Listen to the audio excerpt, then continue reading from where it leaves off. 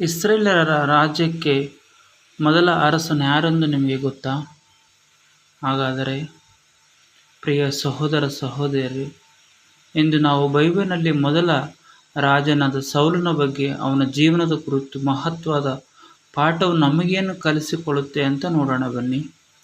ಮೊದಲು ಇಸ್ರೇಲರ ಪರಿಸ್ಥಿತಿ ಹೇಗಿತ್ತು ಅಂದರೆ, ಅವರು ದೇವರ ಆಡಳಿತದಲ್ಲಿ ಬದುಕುತ್ತಿದ್ದರು.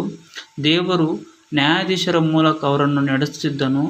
ಆದರೆ ಅವರು ದೇವರನ್ನು ತೃಪ್ತಿಪಡಿಸದೆ ಇತರ ಜನಾಂಗಗಳಂತೆ ನಮಗೂ ಒಬ್ಬ ರಾಜನು ಬೇಕು ಎಂದು ಕೇಳಿದರು. ಈ ವಿಷಯದಲ್ಲಿ ದೇವರು ಸಂತೋಷಪಟ್ಟಿಲ್ಲ.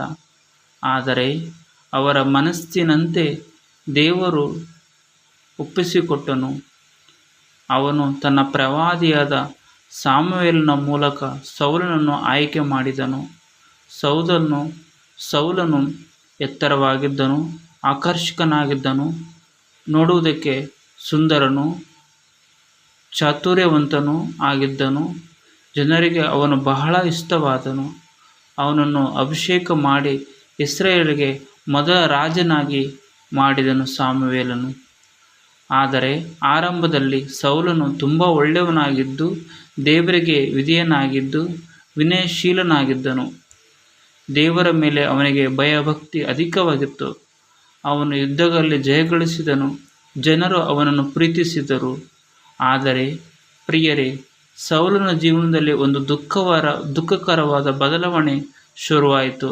ಅದೇನೆಂದರೆ, ಅವನು ನಿಧಾನವಾಗಿ ದೇವರ ಮಾತನ್ನು ಪಾಲಿಸದೆ ಹೋದನು. ತಾನು ಇಷ್ಟಪಟ್ಟಂತೆ ನಡೆದುಕೊಳ್ಳಲು ಆರಂಭಿಸಿದನು. ಒಮ್ಮೆ ದೇವರು ಅವನಿಗೆ ಸ್ಪಷ್ಟವಾದ ಆಜ್ಞೆಯನ್ನು ಕೊಟ್ಟನು. ಆದರೆ ಸೌಲನು ಅದನ್ನು ಸಂಪೂರ್ಣವಾಗಿ ಪಾಲಿಸಲೇ ಇಲ್ಲ. ದೇವರಿಗೆ ವಿಧೇಯತೆ ಬಲಿಗಳಿಗಿಂತ ಶ್ರೇಷ್ಠವೆಂದು 1 ಸಾಮುವೇಲ 15:22 ಹೇಳುತ್ತೆ. ಈ ಮಾತನ್ನು ಸಾಮುವೇಲನು ಸೌಲನಿಗೆ ಹೇಳಿದನು. ಇದರ ಅರ್ಥ, ದೇವರಿಗೆ ನಮ್ಮ ಆಚರಣೆಗಿಂತ ನಮ್ಮ ವಿಧೇಯತೆ ಮುಖ್ಯವಾಗಿದೆ. ದೇವರ ಮುಂದೆ ನಾವು ತಗ್ಗಿಸಿಕೊಳ್ಳಬೇಕೆಂದು ಹೇಳುತ್ತದೆ. ಸೌಲನು ದೇವರ ಮುಂದೆ ಕಾರಣವನ್ನು ಹೇಳಿದನು. ಆದರೆ ಅವನು ತಪ್ಪು ಮಾಡಿದನು. ಅವನಲ್ಲಿ ಅಹಂಕಾರವು ಹೆಚ್ಚಾಯಿತು. ದೇವರ ಮೇಲೆ ಅವನ ಭರವಸೆ ಕಡಿಮೆ ಆಯಿತು. ಇದರಿಂದ ದೇವರು ಒಂದು ಕಠಿಣ ನಿರ್ಧಾರವನ್ನು ತೆಗೆದುಕೊಂಡನು. ಸೌಲನನ್ನು ರಾಜ್ಯದಿಂದ ತಳ್ಳಿ ಹಾಕಿದನು. ಮತ್ತೊಂದು ವಾಕ್ಯ ಹೀಗೆ ಹೇಳುತ್ತೆ, ನೀನು ಕರ್ತನ ವಾಕ್ಯವನ್ನು ತಳ್ಳಿದ್ದರಿಂದ ಕರ್ತನು ನಿನ್ನನ್ನು ರಾಜತತ್ವದಿಂದ ತಳ್ಳಿ ಹಾಕಿದ್ದಾನೆ ಎಂದು 1 ಸಾಮುವೇಲ 15:23 ಹೀಗೆ ಹೇಳುತ್ತೆ. ಆಮೇಲೆ ದೇವರು ಮತ್ತೊಬ್ಬ ಯುವಕನಾದ ದಾವೀದನನ್ನು ಆಯ್ಕೆ ಮಾಡಿದನು. ಈತನು ನನ್ನ ಹೃದಯಕ್ಕೆ ತಕ್ಕವನು ಎಂದು ದೇವರೇ ಸಾಕ್ಷಿ ಹೇಳುವ ಪ್ರಕಾರ. ಪ್ರಿಯರೇ, ಸೌಲನ ಜೀವನವು ನಮಗೊಂದು ಎಚ್ಚರಿಕೆ ಆಗಿದೆ. ದೇವರು ನಮಗೆ ಅವಕಾಶ ಕೊಡುತ್ತಾನೆ. ದೇವರು ನಮ್ಮನ್ನು ಎತ್ತುತ್ತಾನೆ. ಆದರೆ ನಾವು ದೇವರ ಮಾತನ್ನು ಕೇಳದಿದ್ದರೆ ನಾವು ನಮ್ಮ ಆಶೀರ್ವಾದವನ್ನು ಕಳೆದುಕೊಳ್ಳುತ್ತಿದ್ದೇವೆ.